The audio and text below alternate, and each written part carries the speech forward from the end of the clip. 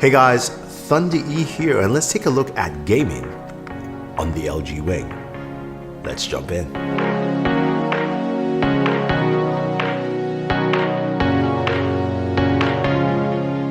So the LG Wing was just announced, and we're taking a look at our first gaming impressions on this device.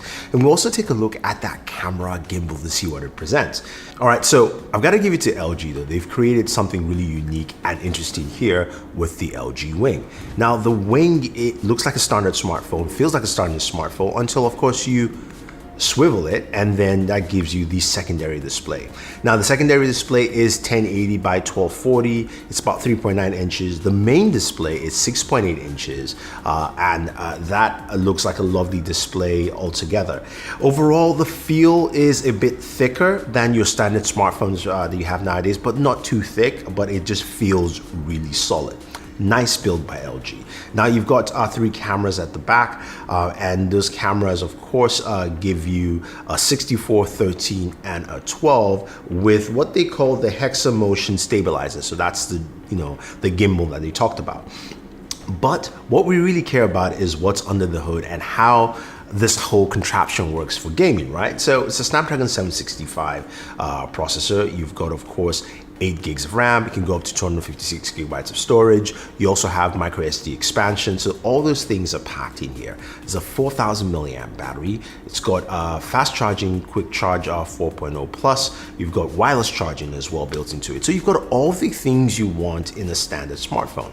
But when it comes to the camera, as I mentioned, you've got that gimbal rig, and you've got a pop-up front-facing camera as well.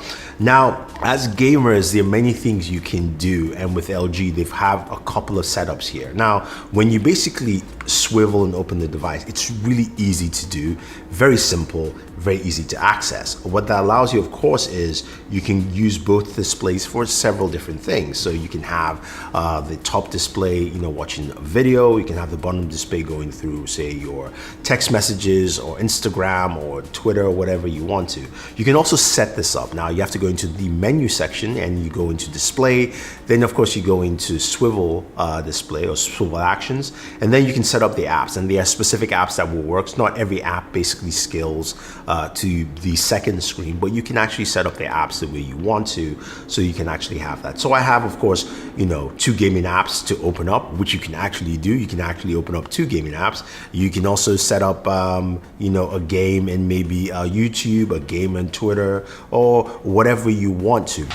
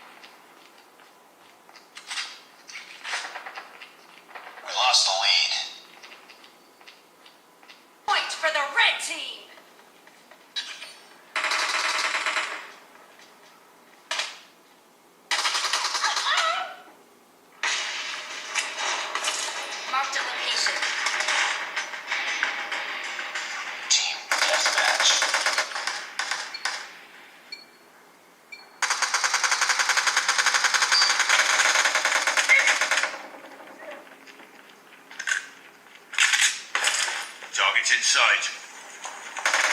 Lost the lead.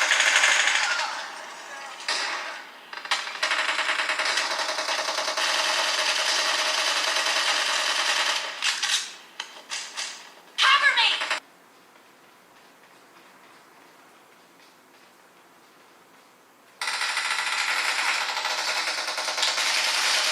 Enemy down!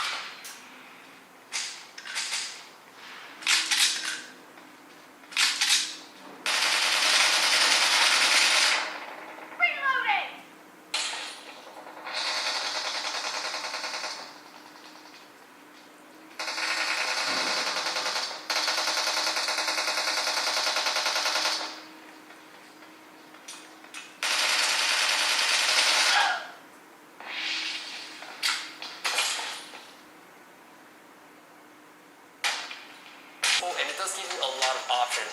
Killing spree for the blue I don't really team! need to use all those options. I would prefer using the Pixel UI. So from my experience, if you love using your phone a lot and you want to have all your options, you want to be really specific with how to use your phone, then One UI from Samsung is one of the best ones for you. Now, I am a Google user, so having all these Samsung apps on the So when it comes to gaming on this device, it's quite interesting.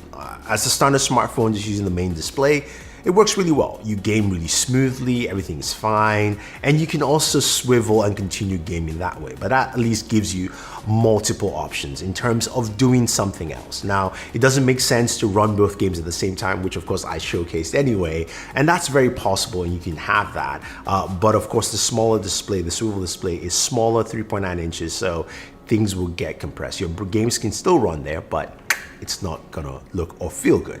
Now, when it comes to using both displays to game, that actually works well in terms of having the main display for gaming and your secondary display doing something else. So usually I flip it around so it looks like an inverted T, and with that I can have my Twitter on the very top on the smaller display. I can have my Instagram, I can have email, I can have YouTube while I'm watching, say, like Daniel's video, and also gaming at the same time. Now, gaming temperatures, while gaming, I got about 99 degrees in terms of temperatures, which is nice and was good. I don't think there's any specific thermals, but when it came to playing two games at the same time, temperatures ran up higher to about 102 degrees. Now, when it comes to benchmarks, I was not doing any benchmarks because this is at first impressions, but it gamed well. But I can tell you that in terms of PUBG, I didn't play at Ultra because Ultra was not available. I did play at Smooth at the highest settings available, which you can see on screen.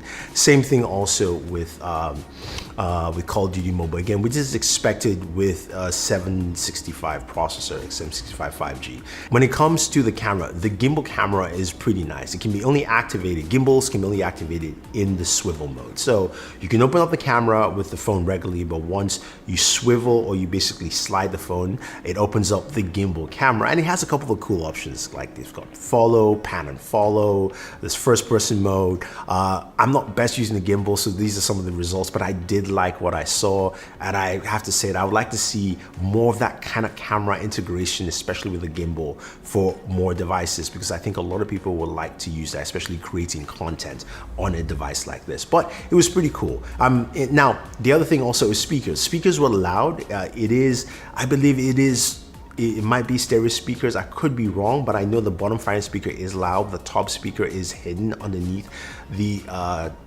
swivel display, if you will, and it is a loudspeaker, but just take it as is. Again, these are fresh impressions on this device, but let me know your thoughts, guys. Would you use this as a gaming device, whether it's just using the main display or open it up to swivel just because you want to look at other content? I think that's the main thing you can do with this. It's not about having two displays or one display as a controller, which would be nice, but the idea of having that main display for gaming, and then a secondary display to look at content, or even if maybe in the future have controls on the small display and then the main display is open for your game view, that would be nice to see as well. But let me know what you think about the LG Wing. Is this a device you would like to use for your gaming? Do you like the camera gimbal? I would love to hear your thoughts. Otherwise, guys, don't forget to like, share, subscribe, and always enjoy your entertainment.